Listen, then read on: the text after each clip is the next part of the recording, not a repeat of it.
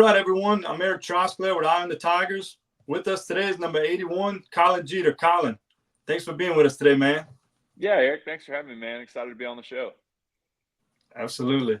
So, man, take us back to Longview High School. What was your recruitment process like? Walk us through, your recruitment coming out of high school. Yeah, man, it was kind of all over. So straight out of high school, I had some smaller offers. My first offer was Northwestern State, believe it or not, and I didn't even know I had the offer. I got a call. I was fishing at my high school coach's lake with another teammate, and I got a call from my coach. He's like, "Hey, man," he's like, "Hey, do you know Northwestern State offered you?" And I was like, "No." I was like, "I haven't heard any of it." He's like, "Man," he's like, "They just called me and they were waiting to hear back from you." And I was like, "I haven't talked to anybody." And sure enough, that was my junior year. That was my first offer, and I had a few more roll through, and I ended up committing to the Air Force Academy.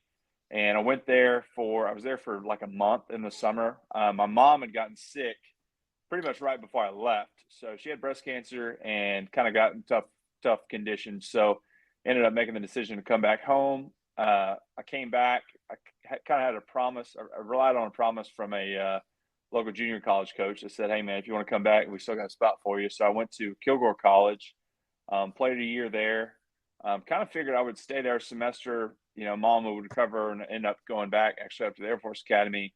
Obviously, that didn't happen. I went from getting like in high school, like I said, Northwestern State, Texas State, Air Force, places like that. And then when I was at junior college, I'd put on some weight and got a little bit more film. I started getting like Texas, Oklahoma, South Carolina, LSU, people like that. So I ended up randomly running into Steve Ensminger. He swung by my high school when I was there in the summer working out. And he walked in and met some of the coaches. He's like, "Man, I'm looking for a tight end that can block and catch." And they're like, "Man, we actually got somebody in the weight room right now. You might want to meet." And so they called me, and I was like, "Oh, absolutely!" So I came over, met Ensminger. It was the first. There was so many things that lined up for this. It was really crazy, but it was the first year that junior college players could do like camps, like the high school kids. So Ensminger was like, "Hey, man, we're having a camp in a couple weeks. Really love for you to come down." So we ended up. I remember I was working at Academy Sports at the time in Longview, Texas, and I worked until 10 o'clock at night. Loaded up in the truck with my mom. We drove down through the night to Baton Rouge and did the camp the next morning. So obviously did well at the camp. Met with Coach Miles after the fact, and he was like, "Hey, man, I can have you in school in 2 days." And to be honest, I was kind of thrown off. It was the first time I had plenty. Like I said, I took visits to Oklahoma and Texas, and I've done all this, and I couldn't quite get an offer. And I was kind of blown away, to be honest with you. I finally got the big time an offer to LSU. In my mind, it still is a massive deal. So I thought about it for like a day and called him back and committed. And shoot, I was in school. I think that camp was like on a Monday, and I was in school on a Thursday. I was kind of late to the summer school, but they got me in there. And yeah, man, that's kind of how it all went, and the rest was history after that. Nice, that's pretty cool, man. So what was it like playing at Kilgore? Like you said, it was kind of a local JUCO for you. What was your time? What was your time there like? Man, it was great. It was one of those things that I went to Longview High School, which is a big 6A school, and a lot of money in the program, lots of fans. I mean, I think our stadium seats like 13,000 people. And for the most part, at least the home side's always full. So I go from that, big time program in East Texas to Kilgore, which again Kilgore is a big time junior college program. They're like the winningest program in the state, but there's like 50 people in the stands versus, I'm used to big crowds. So that was kind of like, it almost felt like you're playing a scrimmage every game. Especially Kilgore is known for the Rangerettes, which are the dancers. They're like world famous, and so half those fans were Rangerette fans. So when the Rangerettes did the halftime show and left, all those fans would leave too. So by the fourth quarter, you got like 10 people in the stands. So we played that season. Like I said, it's a lot different than what I was used to in high school, but kind of humbling and eye opening, and it was great for me. I had a blast playing. Had a lot of great teammates. The coaches were great to me. It truly was just kind of like a guys bonding over that junior college experience. That it's tough to explain for people, I guess, that haven't done that. But all the Mhm. guys I know, whether it was at Kilgore or I'm friends with a bunch of baseball guys that went to LSUE and places like that. It's just something about being a JUCO dog. You just kind of understand that grind, and it was great. Like I said, led to more opportunities for me, and I loved it. Right. That's pretty cool, man. Yeah, that's what I had a cousin that played a little bit of JUCO ball, so kind of understand what you mean by that. It's just something that it's hard to explain, like you said. Yep. That's kind of what he said. Um, so man, you play at Kilgore. Your time there goes pretty well. You kind of talked about a little bit of your recruitment, and you did say that was the first time that JUCO players could participate in camps like high school players. So is that JUCO recruiting process any different, in your opinion, from high school?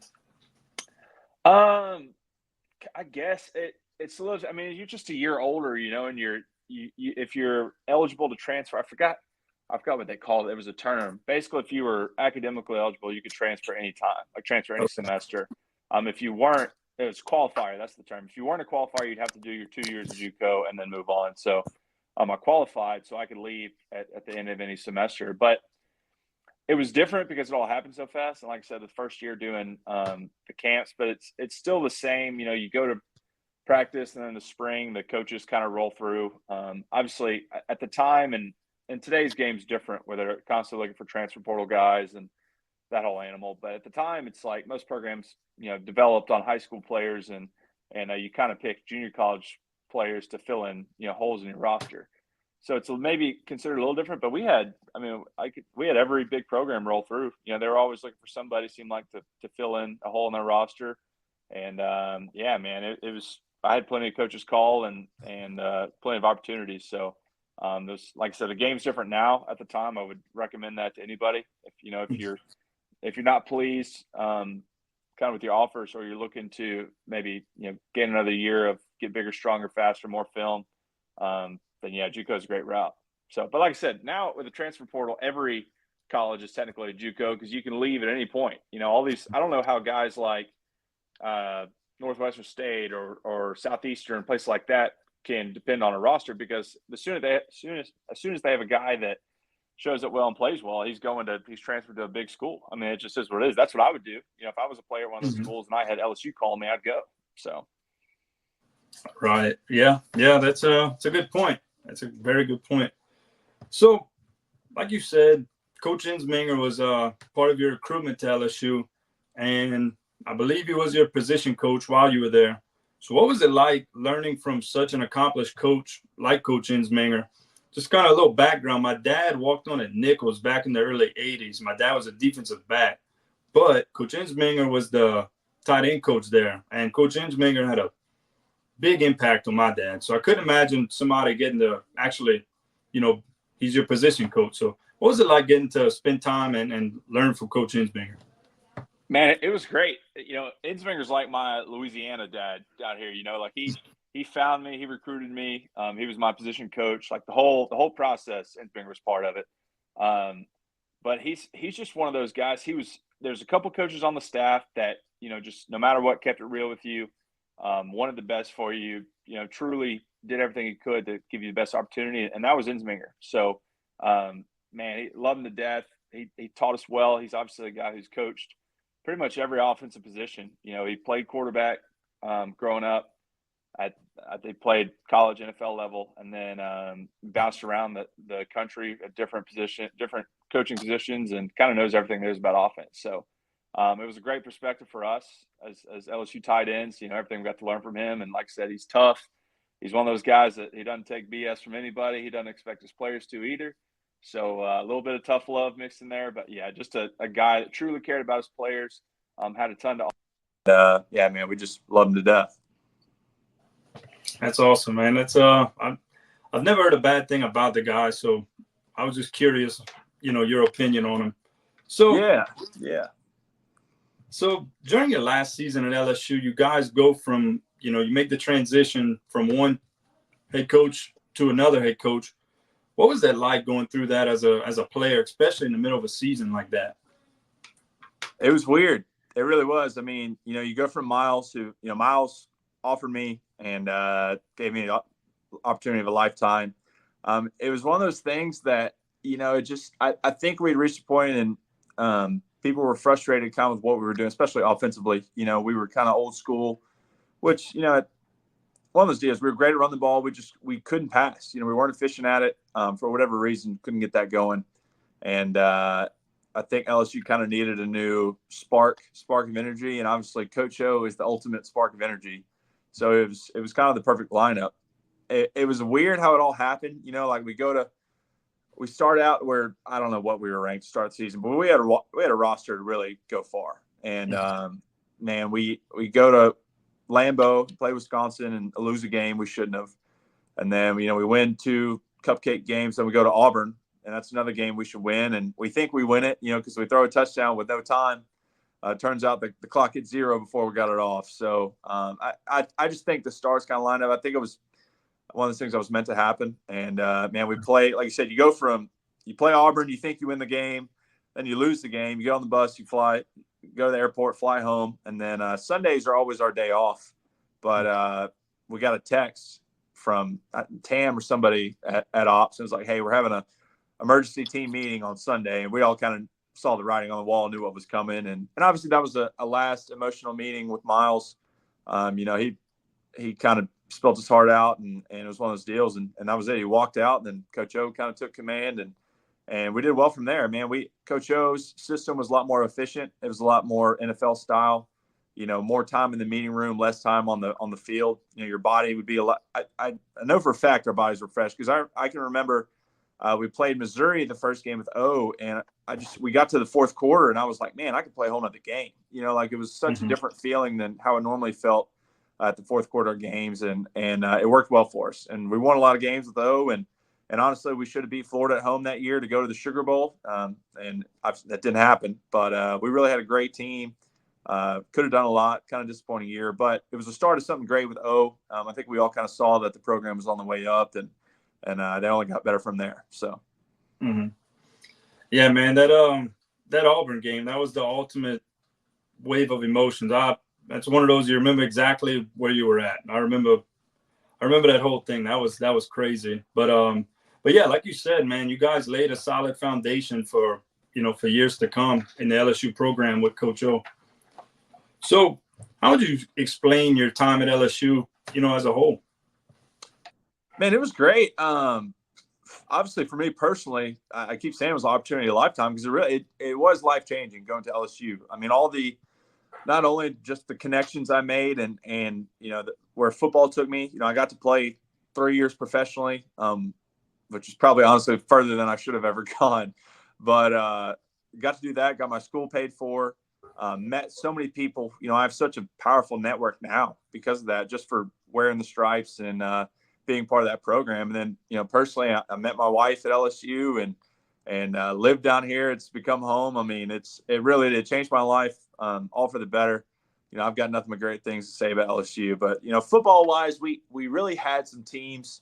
14 was kind of a bounce back year from the roster. In 13 you had Mettenberger and Odell and Jarvis and all these guys on defense, and 14 was kind of rebuild with a young roster.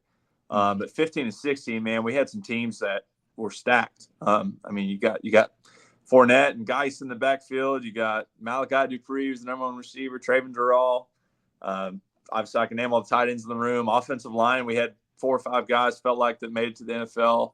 Our whole defense was an NFL defense. I mean, we had felt like 3 or 4 first-round picks on that side, and really had some guys. But man, we just couldn't ever. Like I said, we weren't efficient enough on the offensive side of the ball to keep up sometimes, and man, just had some what felt like disappointing seasons for what we had on the roster. So, like I said, I had a blast. All the bus rides and team dinners and travel, all that stuff, off-season work. Coach Moffitt running us to death in fourth quarter drills, all that stuff, man. We had a blast, and I wouldn't trade that for anything. Yeah, man, that's pretty cool, man. That's awesome to hear. So you briefly touched on it. Let's talk about your professional career. You get taken in the XFL draft, and I mean, you got to play in the AAF, the NFL, and the XFL. So it's kind of a unique experience. What was that like? Man, it was fun. I mean, it's one of those things. I didn't get drafted coming out of college. I was an undrafted free agent, went to the Colts. I was up there all summer, kind of learned what it was like to be at the professional level. I ended up breaking my foot in training camp, which was unfortunate, signed to injury settlement, got cut, and then kind of did the whole thing over again in Tampa. Went down to Tampa, had a blast, kind of same situation. Played a preseason game, got a concussion, got cut again.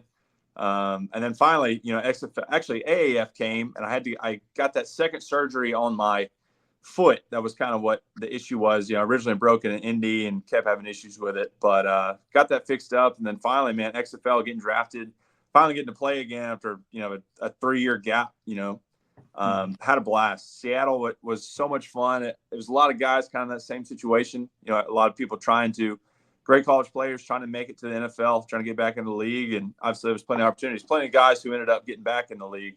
But man, it was fun. It's a lot different than college. It's one of those things I remember as a high school or as a JUCO player going from junior college to LSU and thinking like, man, it's such a big jump talent wise and speed wise. Like I remember the game being a little fast for me when I first got to LSU and then eventually settled in and man, it's just as big of a jump from LSU to NFL. I mean, it's a lot. They put a lot on your plate, which they expect you to. You're professional at that level. It's all ball all day and the game moves fast. You got to know what you're doing, but it's really cool. It's cool being in that building and being part of the team and playing with guys like Andrew Luck and Mike Evans and Jason Pierre-Paul and all these big names that are, you grow up admiring them and now they're just your teammates, so it's kind of a cool experience. It's the NFL. It's very much a business. There's no feelings involved. It just is what it is. So like I said, I had a unique experience, got to bounce around a few teams. And like I said, I got to play football until I was 25, man. So I had a blast and I got nothing but good memories. That's great, man. That's pretty cool. Sharing the locker room with some of those guys, like you said, you grow up watching them and then all of a sudden, boom, you're in the locker room with them. That's really cool. So tell us what's your opinion on the current state of the LSU football program? Man, I think we're in a good spot. It's a lot, that's one thing when Miles got fired and O took over, the transition was easy for all of it, like alumni and everybody else, because, a lot of the same people were still in the building. Coach O kept a lot of the admin and staff and obviously there was a few changes, but I still knew 80% of the people in the building. When Coach Kelly took over, obviously that changed. Pretty much everybody I knew was let go. All new people. There's maybe like one or two, like Jack Marucci, maybe one other person up there, Yael Lofton, who works, secretary with the coach. That's about it. That's all who's left. And I still see them every now and then and go up there and chat. But it's a new program, and Coach Kelly, I think, has done a great job with it. I mean, when you got an SEC championship year one, Heisman winner year two. I think it's only up from here. Obviously, we got to fix some holes on defense. That's been the problem really the past 2 years. But we got Coach Raymond back in the building, so I'm excited about seeing where getting back to DBU. We got the new, I'm forgetting his name, but the defensive line coach from Texas, who's a LSU alum. We got some good pieces in the building and got a lot of guys returning. I'm excited for Nussmeier.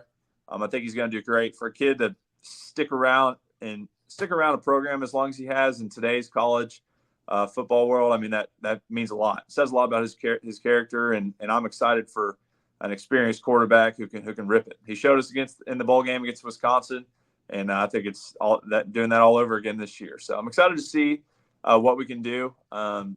Man, I can see your name off players all day, but I really do think we have a great roster, great offensive line, veteran quarterback. We got to replace some playmakers outside. Obviously, you lose Malik and Brian, but I think we'll be okay.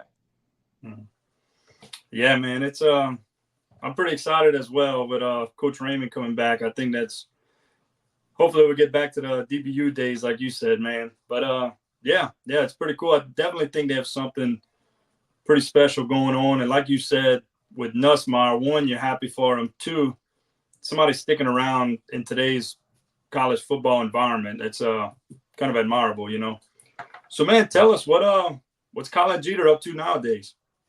Man, you touched on. I'm selling real estate now. Like I said, I'm old and trying to stay in shape. I don't work out at LSU anymore. I work out at Club 4 Fitness now. I'm just trying to keep my body right, and married, all that kind of stuff. So it's kind of crazy how much time has passed. It's been 10 years since I stepped on LSU's campus, which is just a bizarre thought to me. But yeah, like I said, I finished. I played at LSU, played a couple years in the pros, kind of settled down after that, and I've gotten into selling real estate now, and I sell Baton Rouge area, kind of all the North Shore, and it's been great to me. And my wife is expensive, so I do what I can to keep up with her. So it's been good, man. I'm just living, and like I said, we love being in the area. We love being in Baton Rouge and going to the games and just seeing what all BR has to offer. So it's been great, man. It's only up from here, Absolutely, man. Well, Colin, thank you so much for doing this today. Thank you for taking time out your busy schedule. We sure appreciate it. Yeah, man. Thanks for having me. I'm happy to be on the show.